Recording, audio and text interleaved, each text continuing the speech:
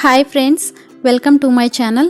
ఇవాల్టి మన స్పెషల్ వచ్చేసి బెల్లం పరమాన్నం అండి.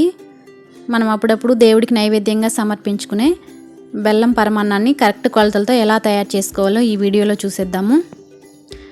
నేను ఇక్కడ ఈ బెల్లం పరమాన్నం తయారు చేసుకోవడానికి 1 కప్పు బియ్యం, 1/2 కప్పు పెసరపప్పు తీసుకున్నాను.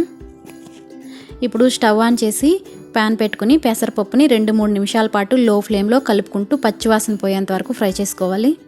ఇలా ఫ్రై చేసి తీసుకోవడం వల్ల పచ్చివాసన అంతా లేకుండా మనకి పొంగలి టేస్టీగా తయారవుతుందన్నమాట.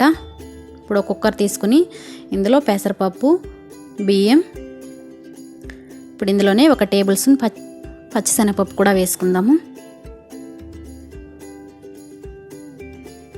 ఇప్పుడు వీటినన్నిటిని 2-3 సార్లు నీట్గా క్లీన్ చేసి తీసుకోవాలి. ఇలా క్లీన్ చేసుకున్న తర్వాత ఇప్పుడు ఇందులో 2 కప్పుల వాటర్ పోసుకుందాము.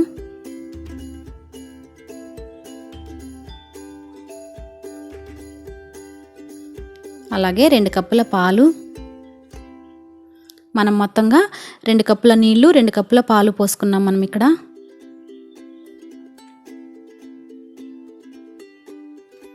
ఇప్పుడు ఇందులోనే 1 టీ స్పూన్ నెయ్యి, చిటికెడు సాల్ట్ వేసుకుందాము. మనం పొంగల్లో ఏ స్వీట్లో అయినా కూడా కొంచెం సాల్ట్ వేసుకోవడం వల్ల టేస్ట్ బాగుంటుంది. మూత పెట్టేసి విజిల్ పెట్టి 2 విజిల్స్ వచ్చేంత వరకు ఉడికించుకోవాలి. 2 విజిల్స్ వచ్చిన తర్వాత కుక్కర్ పక్కన పెట్టేసుకుందాము. ఇప్పుడు ఒక ప్యాన్ పెట్టుకుని ఇందులో 2 టీ స్పూన్ల నెయ్యి వేసుకుని డ్రై ఫ్రూట్స్ ఫ్రై చేసుకుందాం.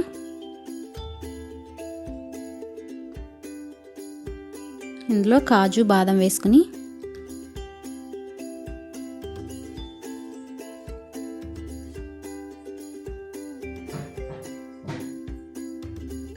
ఇవి కొంచెం ఫ్రై అయిన తర్వాత ఇప్పుడు ఇందులో ఎండు కొబ్బరి ఇలా చిన్న చిన్న ముక్కలుగా కట్ చేసి వేసుకోవాలి. ఇప్పుడు ఇందులోనే 10-12 కిస్మిస్లు కూడా వేసుకుందాము. వీటిని ఒక 2 నిమిషాల పాటు కలర్ చేంజ్ అయ్యేంత వరకు ఫ్రై చేసుకున్న తర్వాత ఒక ప్లేట్లో తీసేసుకుందాము. ఇప్పుడు ఇదే ప్యాన్లో 2 కప్పుల బెల్లం తురుము, మనం తీసుకున్న 1 కప్పు బియ్యం, 1/2 కప్పు పెసరపప్పులకి 2 కప్పుల బెల్లం అయితే స్వీట్నెస్ కరెక్ట్గా సరిపోతుంది. ఇప్పుడు ఇందులోనే 1/2 కప్పు వాటర్ పోసి లో ఫ్లేమ్లో బెల్లం కరిగించుకోవాలి. ఇప్పుడు ఇందులో 2 టీ స్పూన్ల షుగర్ కూడా వేసుకుందాము. ఇలా షుగర్ వేసుకోవడం వల్ల టేస్ట్ బాగుంటుంది. ఇష్టం లేకపోతే స్కిప్ చేసేయచ్చు, వేసుకోకపోయినా పర్వాలేదు, టేస్ట్ బాగానే ఉంటుంది. మనకి ఇక్కడ బెల్లం పాకం రావాల్సిన అవసరం ఏం లేదు, జస్ట్ అలా కరిగితే సరిపోతుంది. ఇలా బెల్లం కరిగిన తర్వాత స్టవ్ ఆఫ్ చేసేసుకుని ఇప్పుడు కుక్కర్ ఓపెన్ చేసి చూసుకుందాము. రైస్ మనకి ఇక్కడ చక్కగా ఉడికిపోయింది. ఇప్పుడు ఇందులో మరో 2 కప్పుల పాలు పోసుకుందాము. మొత్తంగా మనం ఇక్కడ 4 కప్పుల పాలు, 2 కప్పుల నీళ్లు, మొత్తంగా 6 కప్పులు పోసుకున్నాము.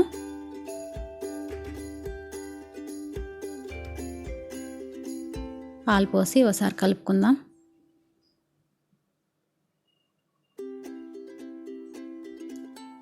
ఇప్పుడు ఇందులోనే మనం ముందుగా కరిగించుకున్న బెల్లం వాటర్ ఉన్నాయి కదా,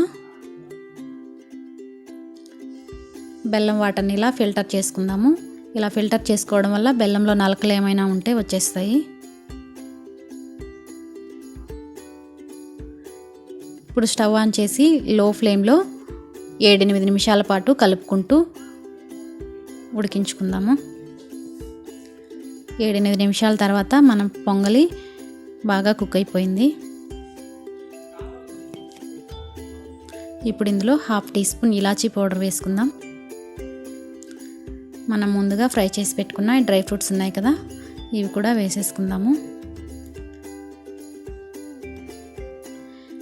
ఇవన్నీ కలిసేలాగా ఒకసారి కలుపుకుందాము. ఇప్పుడు చివరిగా 2 టీ స్పూన్ల నెయ్యి.